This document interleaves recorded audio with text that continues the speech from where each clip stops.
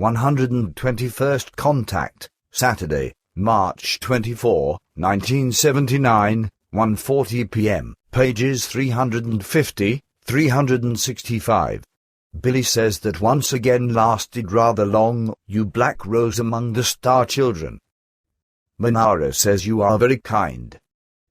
Billy says what do you mean? When I but see you in such a way, then I can only be kind to you. You know, I had to call for quite a long time, before you finally gave just an answer, and then, it took about another week before you could finally come. I also continuously tried during the last few weeks to take up contact with Quetzal, Patar, and Semyaza, which once again failed completely for me, unfortunately.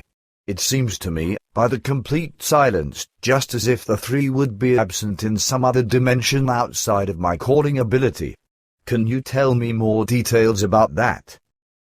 Meier says I can do that, Semyaza, and you need not be worried about her, for there is no reason at all for that. She is present in the Dal universe. First in 3 months, so at the end of the month of June, she will be back. This also applies to Patar and Quetzal, who accompany Semyaza, as well as her sister, Plejaren. Unfortunately, Semyaza has suffered damage of an illness-related form, which is associated with her previous accident, which happened there in your center. Billy says, but why is that? Because we were told that everything was in the best order. It also seemed to me that her state of health was rather good. Meier says she also had no problems until the date of the 26th of February. But on this day, she personally carried out a very important analysis for the first time, in whose course and result she got so worked up that her artificial brain mass that was still in transition produced dangerous changes, through which she fell into a deep coma. The only possibility left for us was to bring her immediately to ask its people in the Dal universe, where she is now being brought back to good health by the same scientists who treated Semyaza before. In the meantime, it is already very good with her again, but now, it is being tried to transform the artificial brain convolutions in a very short time through certain procedures and innovations, after which such incidents should not appear anymore. The attempts for this plan are still ongoing, but these should be completed and finished in the course of next week, after which then the actual transformation treatment will be carried out, which should take about 2 months. Billy says, man, girl, we should already be so far here on the earth. But tell me, why has the girl since gone mad? And is she really well? Meier says her well-being is really good, and no complications have appeared. The reasons for the illness, however, lie in matters that I must explain to you in rather unpleasant contexts, which is also why I came here, because I have to do this whether I want to now or not. Billy says, what, then, do you have in stock? Meier says I must explain it to you, and I also must tell you that I am here in representation of Quetzal, who is absent. Billy says, then you are, so to speak, the station boss. Meier says, as you state, yes. Billy says, fine, then fire away at once. Your speech certainly won't bring something pleasant, as I infer from your words. Meier says, with which you think quite right, unfortunately. Billy says, if only I had been mistaken. Meier says, I can empathize with your desire, but I cannot do otherwise and must fulfill my duty, even though this is probably more difficult for me than anything else before in my life. The things that I must announce to you are that the contacts will now be finally terminated, as was predetermined by a decision that if up to the beginning of the month of March, 1979, no decisive changes will arise in the behavior and actions as well as in the entire individual guidance and organization of the group members.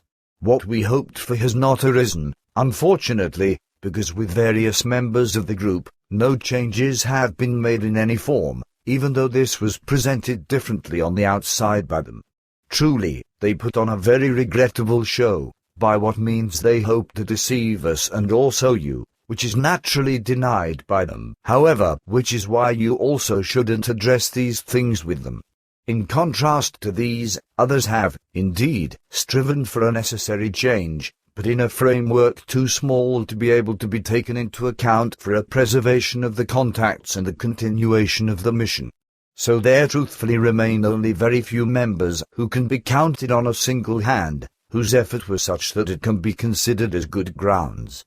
But since the negatives are predominant, I, in representation of Quetzal, may not take responsibility for allowing the contacts to continue to exist, for in this respect, I have very precise instructions, which I cannot get around in any way. At the same time, unfortunately, I also have to include you in the range of those who have not truly striven for the continued existence of the contacts and for the fulfillment of the mission, because the monitoring recordings have clearly shown that you acted against Quetzal's specific instructions, which you know very well. So namely, in the case of Herbert, you, on behalf of the group, arbitrarily freed him from his financial obligation, even though Quetzal clearly determined that also Herbert was to be incorporated into his financial obligation to the group and, with that, also to the mission, as he can actually meet this obligation in truth, if he only wants. You should not have taken this arbitrary disregard of Quetzal's instruction upon yourself, you just shouldn't have.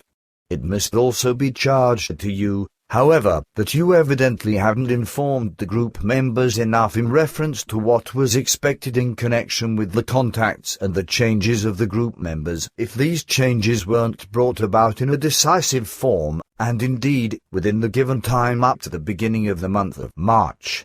But not only you seriously violated Quetzal's determinations, as you recognize now, but also the group member Madeline and Jacobus in particular. Madeline, if she would have thought about herself, would have had to recognize that she has to change in various things. Particularly, it occurs with her that she extremely diminishes in reference to the daily works to be done in the center and is even ill-tempered about these and averse to these.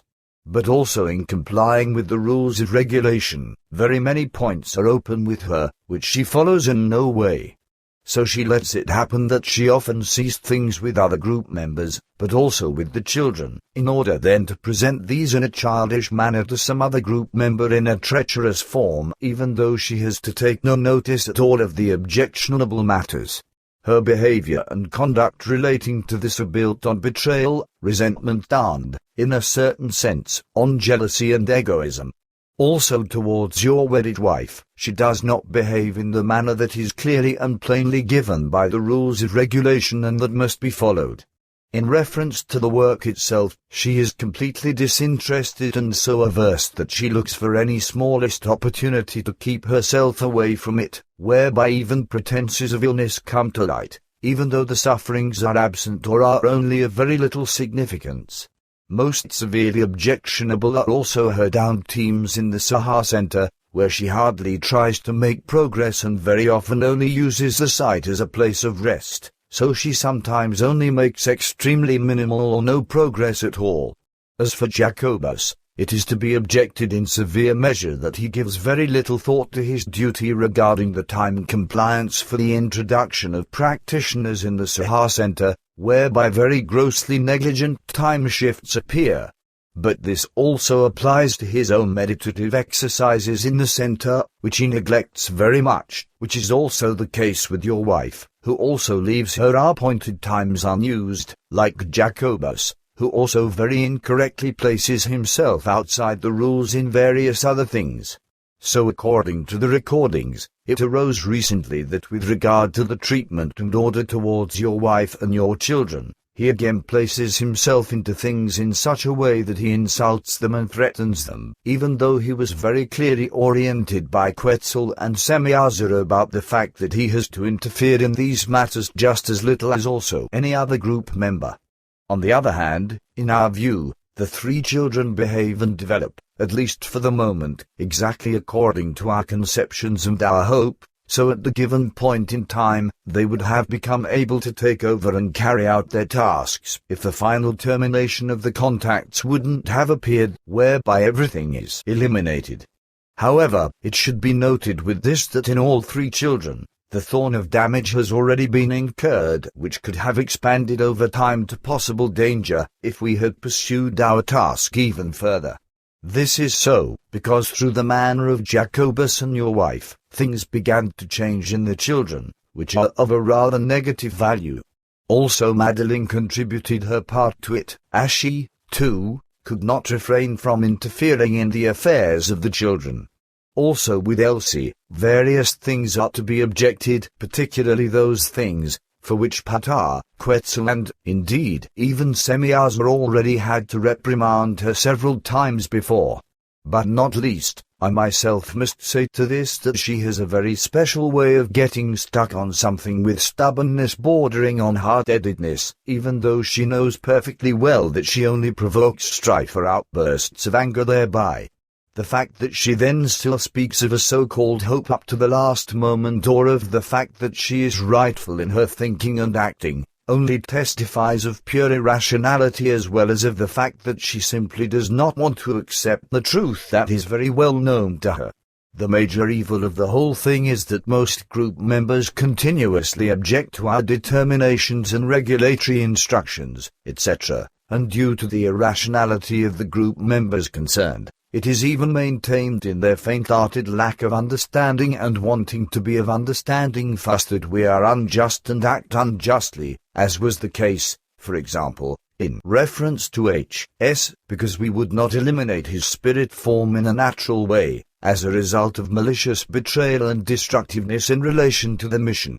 Whoever calls out such statements and demands, however, has certainly not yet fully grasped the true meaning of our mission, and these are, unfortunately, several group members. And what all this has led to now, this proved itself clearly and plainly in the month of February, when Semyaza collapsed, and all that just because she had to convince herself, through her own analysis of the incomprehensible, limitless, treacherous, and unreasonable stubbornness and the equally limitless egoism of H.S., that he wants to be of no sense at all to follow the arrangements of Quetzal. She also saw from the analyses, however, that also the break of contacts had to result for you and the group, which she herself was not able to bear any more. These are the reasons for the fact that everything has now found a final end and that there can no longer be a continuation of our contacts. If at least only a single major change or a single determining fulfillment of duty would have appeared for all group members, then I myself would have been able to take responsibility for granting you all one last time period, at least until the return of Semyaza, Pata, and Quetzal, which very well would have meant a true battle for me, however, in reference to a request and an intercession for you all. But as the things are now, no possibility whatsoever is given to me. That's how the things are now, unfortunately. Billy says. Manara says you are silent. Billy says, what am I supposed to say to that? I myself know really well enough that every single one of your words corresponds to the truth and that you still haven't mentioned everything that would be objectionable.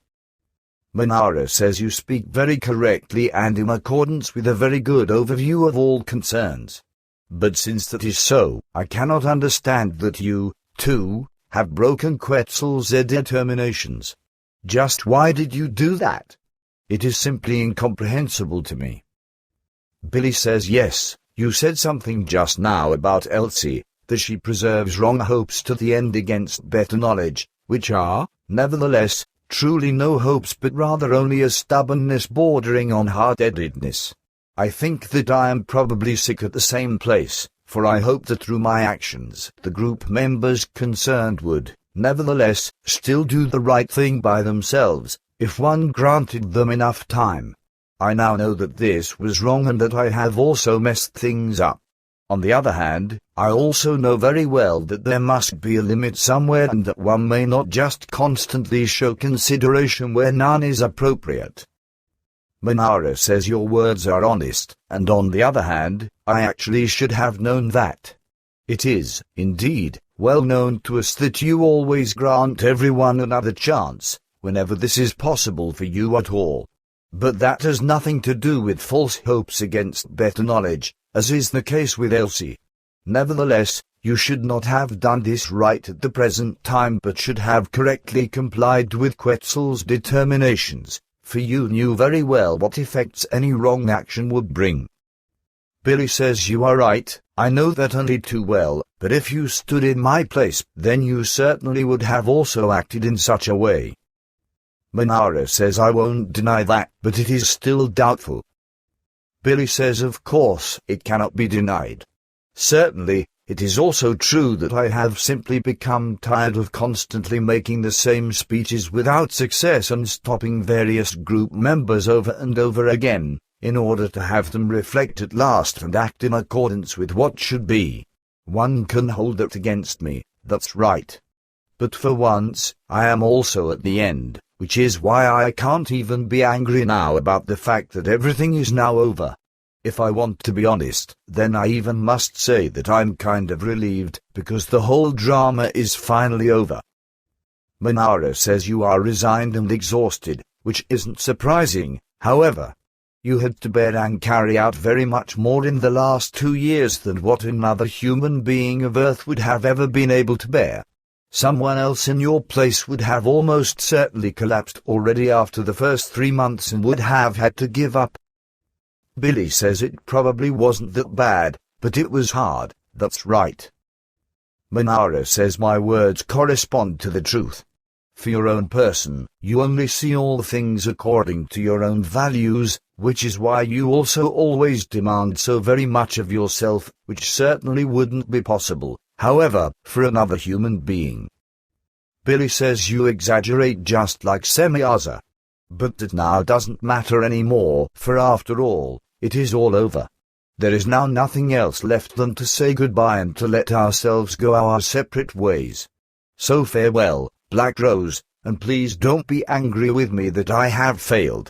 It just had to come so far sometime, because with the human beings of Earth, who bear their responsibility themselves under no circumstances and who always want to know everything better in their damned logic, with these, such a difficult mission probably cannot be carried out. Meier says how much your words correspond to the truth, this only now becomes conscious to me very painfully. And how much deep pain also surges in you. This. Billy says leave it, please, because now is not the time to state even these things. It would only bring us both into difficulties. Therefore, let's leave these things. Let's simply go our separate ways, but we can still think of each other in friendship, so I think. Meier says that will, unfortunately, be the only thing that we still have left, because after Quetzal's return, we will leave the Earth and will not return. Billy says so then, I can't even say goodbye once more to Patar, Semyaza, or Quetzal?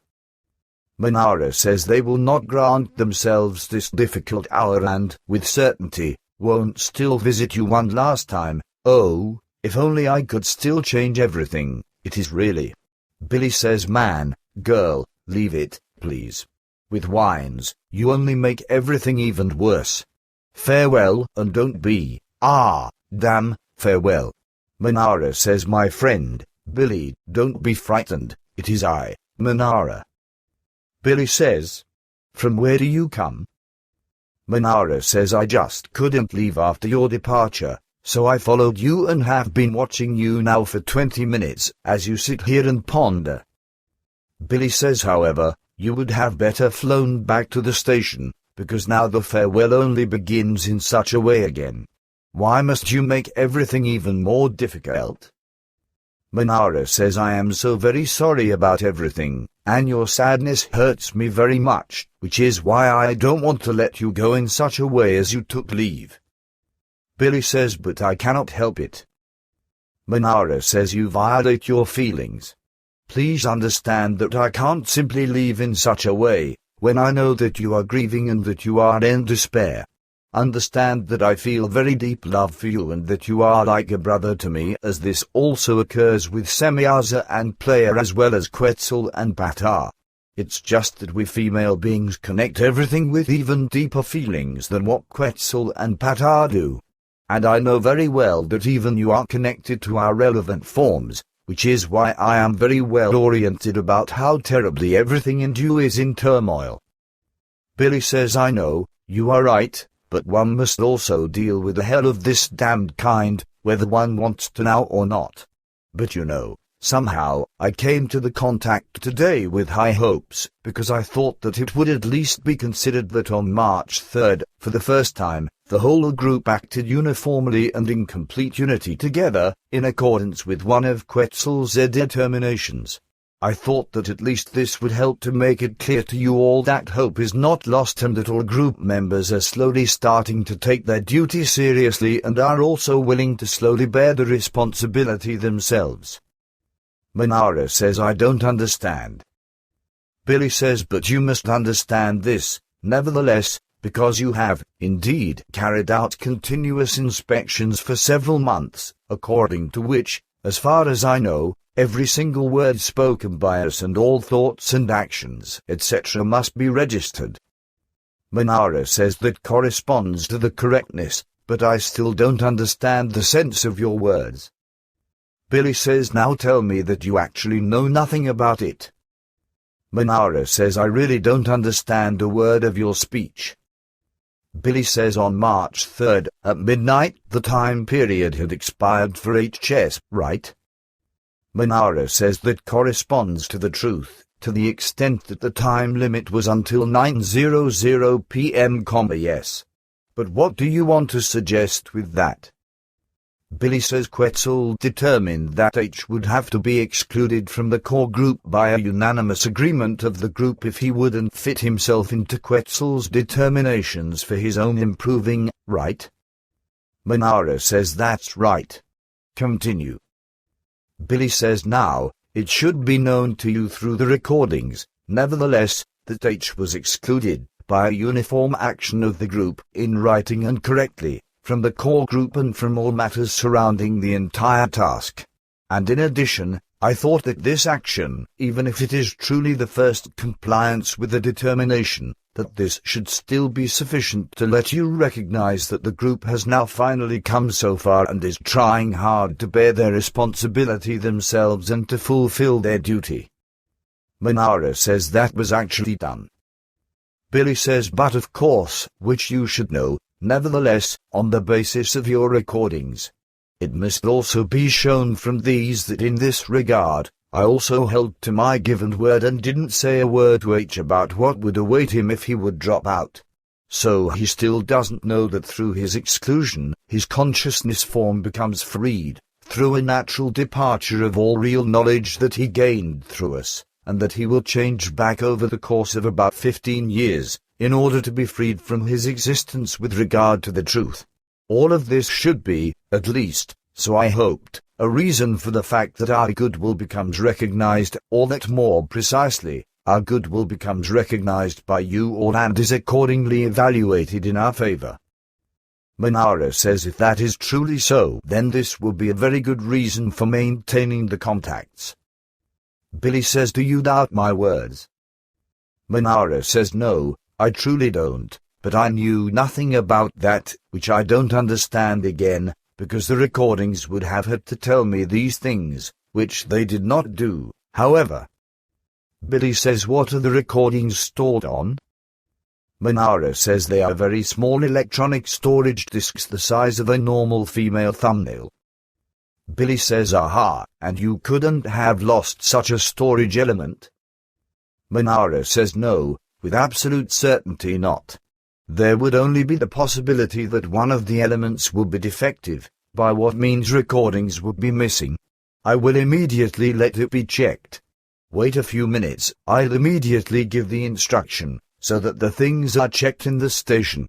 Meier speaks with someone by means of a kind of video device, with a man unknown to me. So, now we will know in a few seconds whether any of the storage elements. Yes, here comes the answer already. One moment. Meier listens intently to the man's voice, which explains some things to her. Yes, you were right with your assumption that something was lost, but it wasn't a storage element but rather a microscopically small connecting piece between two tiny storage cells, by what means the recordings were not played. They were recorded, however, and thus, I know the data now. I am sorry that this misfortune has happened to me. Somehow, I must have damaged the element during a manipulation. The stored data, however, clearly confirm your words, so of course, everything looks a little different than what I said to you. After these recordings, your hopes also very clearly find authorization, which must be considered by us, in any case. As you said, the action in the case of H was uniformly carried out by all group members as this corresponded to Quetzal's arrangement. But this is, in fact, also the very first action followed in a correct form, which also indicates, however, that there is truly an interest for a decisive change of the group members from these themselves. As representative of Quetzal, this entitles me to act in accordance with your hopes and to give you the promise that the contacts are not to be interrupted, at least not for the time being, so therefore, at least a further time period arises, which serves for the continued existence of everything, if it now truly progresses in the form and becomes worked in every respect, as this was done through the correct exclusion of H by the totality of the group members. In accordance with the recordings, however, I cannot help but state certain criticisms for those who found the exclusion to be unjust and unnecessary, despite their confirmations and acknowledgments. In particular, I must, in this respect, give a strong reprimand to your wife, whose relevant behavior speaks completely contrary to her development, which she has apparently worked out in herself in recent months. In the special, I also cannot help but put Elsie in her place harshly, because in accordance with her unreasonable doing, it was only 10 minutes before the appointed time, before the action was carried out. So not very much time was left before the destruction of all things, for I had the instruction to pay attention to extreme punctuality in all things, which I, therefore, must also do in this case. With regard to this, the recordings now show that the time was only kept because of your determined and unyielding presence, even though you were mistaken about the acceptance of time. The recordings show here that you had to rebuke and ask Elsie repeatedly before she attended to her duty, which, unfortunately, speaks much to her disfavor. Her frequent obstinacy and stubbornness bordering on hard-headedness truly doesn't exactly point to a great rationality and inclusion in certain things, if these cannot be integrated into her thoughts and aspirations. Look here, these are her words, if you can decipher the symbols, and these characters here are the recordings of her true thinking and the unconscious. You can recognize from this that she acts against better knowledge but, according to these characters here, denies this on the outside and surrounds it with another mantle, which does not correspond to the truth. Look here, these distinct symbols testify of an uncontrolled pig-headedness and hard-headedness, which exist to such an extent that one must speak of a stubbornness. But now, my dear friend, be reassured, because despite these things that have happened, the entire action entitles me to give you all at least so long a time until Quetzal returns. But if everything is to continue at that point in time, then it is necessary that the changes and actions continue and progress for the better with all group members, so that the brought about action doesn't remain the only one. As I am responsible for the things of Quetzal, this lets my concern be calm, whereby I give you my word that I will turn everything to the best, just making sure, however, that all the things of the group members now proceed in the right direction, as this must be. But my effort should also just be to make sure that each individual group member becomes excluded immediately and irrevocably by all of the group members if he or she rebels even only in the slightest form against the already existing rules of regulation and determinations or simply ignores them and does not follow them. At the same time, the same form with the same consequences shall apply to everyone uniformly, as this has become the case with HS. For this reason, I have to give some or certain group members some rules of conduct, according to which they must resolve a number of points of deficiency in a very quick manner, if they don't want to be excluded, at the latest, at Quetzal's return by his determination or even by my determination and at an earlier point in time.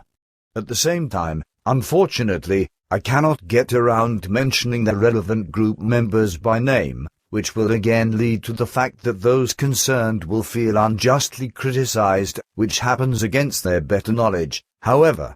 Therefore, they all must learn very quickly in this respect to recognize themselves in honesty and to recognize the mistakes shown to them as such and to change these for the better.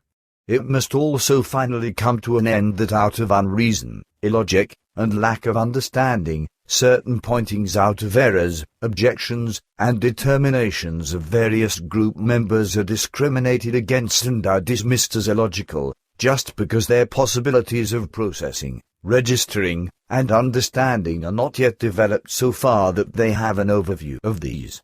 In particular, this applies to the group members Jacobus, Elsie, Herbert, and Guido. With Engelbert, the things are such that he often considers different things too little before he reaches a decision, so it happens that he forms a view or opinion, which he must then revise again, once you clarify the concerns. Also in his consequence, he isn't stable enough when it concerns issues with which he must give instructions to other group members. His ability of getting through and his determination must become of a much better form in this respect. For Herbert, I must set a final time period during which he still has time to adapt himself into everything at last and also to meet his financial obligations, with which he now finally has to begin this month. If he does not honor his financial obligation, and indeed already starting from the month of April, then by the whole group, the exclusion from the same is to be given to him. It must be like that because all group members go on the same track and have the same obligations. So for Herbert, 150 francs are set for 1 month, an amount that can very well be applied by him if he only wants. It just isn't right that he only wants to be a beneficiary without wanting to take on any obligations through which the others get in need.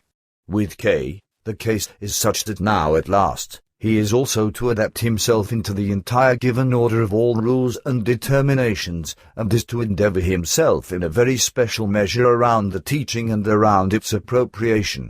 For the next 2 years, no exceptions at all can be made valid for him and with him anymore.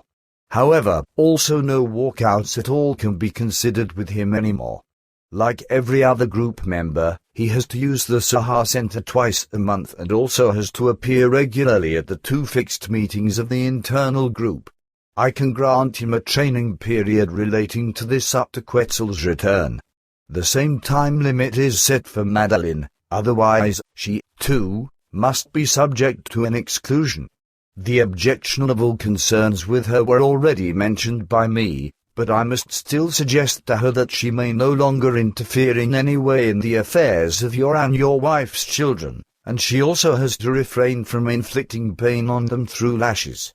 But in particular, she is to make sure that she fixes her childish behavior